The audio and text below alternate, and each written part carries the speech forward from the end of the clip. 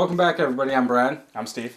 And today we have the final tasting of the Brown Sugar Belgian Ale. Yes. So, I wanted to do one more because I brewed over the weekend and I had one of these and I was like, man, this is totally different.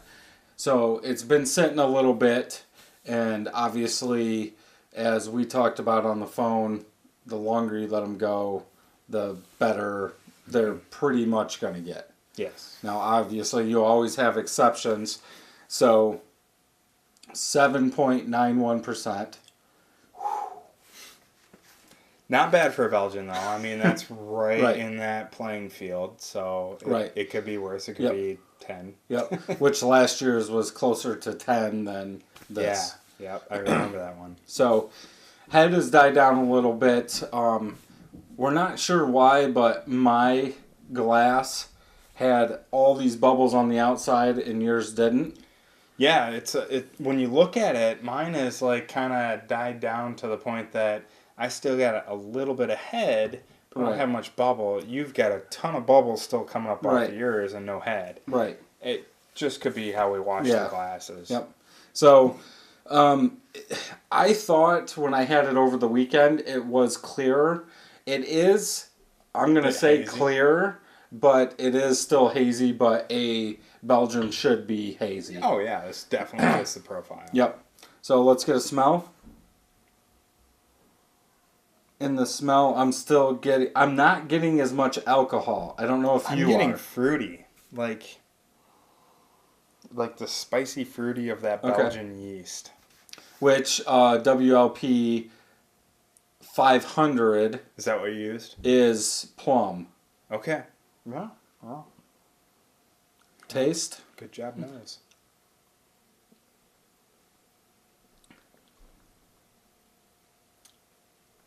That's good.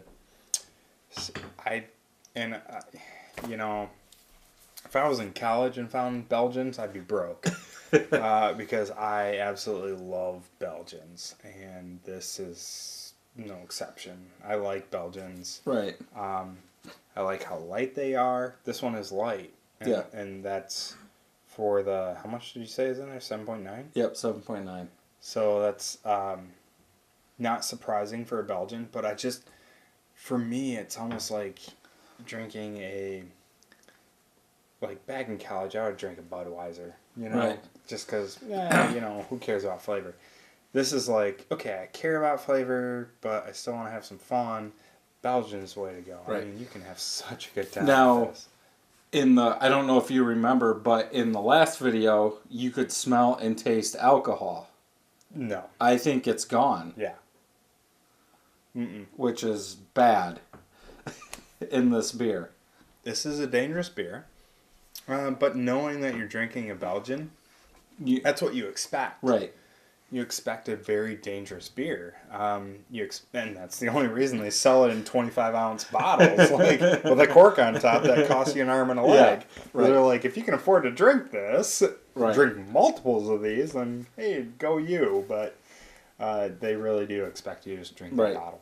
So. But yeah, I think the alcohol level has went down. It's yeasty. Mm-hmm. A little bit. Which Not bad though. Like. It's not overpowering yeasty, but it's yeasty. Maybe spicy. How much brown sugar did you use? 1 pound. It's interesting. I'd have never thought that.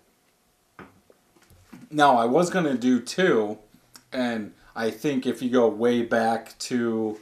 That was the first one you did. No, that up really high, right? No, that was just 1.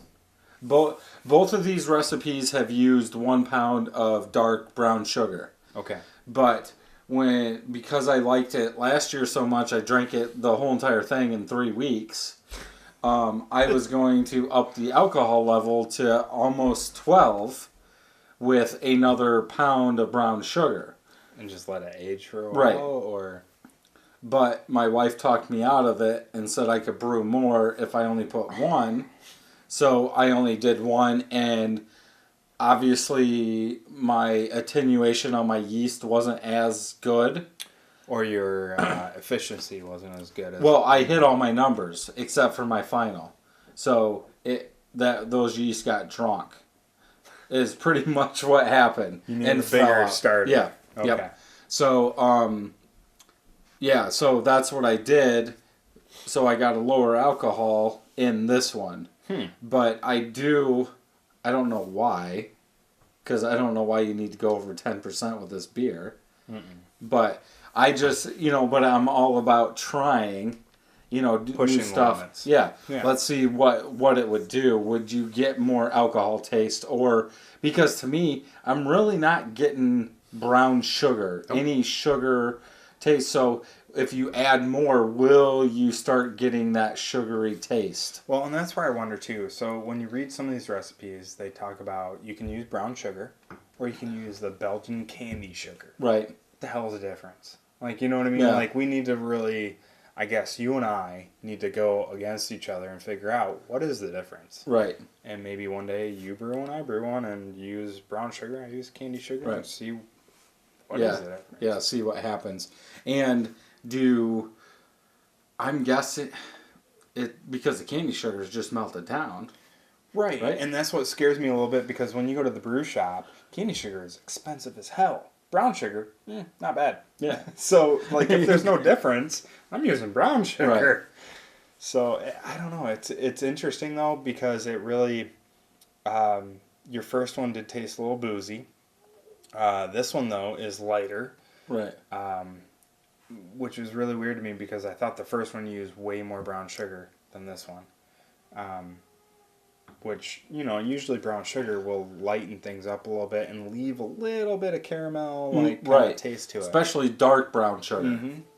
Yeah, but it's definitely overall very good beer. Right. If he posts a recipe, I definitely recommend doing it.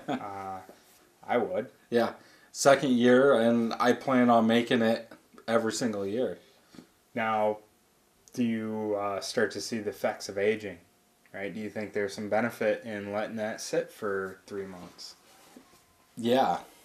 I think what I would like to do, if I could get away with it, is brew 2 batches like the same week or whatever, and tap 1 keg at, say, 5 months, then tap another keg at like 10 to 12 months.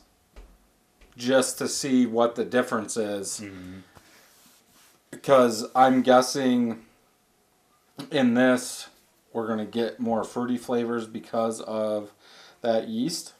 Yeah.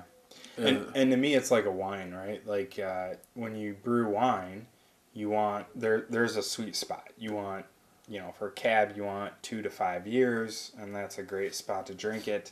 For me, a Belgian is you want 3 to a couple years. Right. Like 3 months to a couple years, and that's a sweet spot. Too early, it tastes alcohol-y. Yeah. I think it mellows over time, and then all of a sudden it hits a sweet spot for a while, and then it degrades.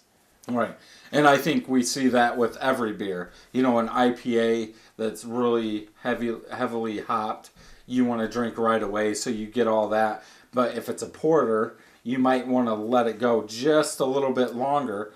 And if it's a brown, like we saw with the Caribou Slobber, you have a window. It's going to be too bitter because of that chocolate, but then you have a good spot, then you cut it off. So it's like that bourbon barrel Russian Imperial Stout. Let that go a couple of years. So, right. Yeah, you're right. So if you guys have brewed this, leave a comment below. Tell us what you guys think, or another Belgium, beer like this. Mm-hmm. What are your guys' experience? And don't forget to subscribe if you haven't. And until next time, I'm Brad. I'm Steve. Happy brewing. See you next time.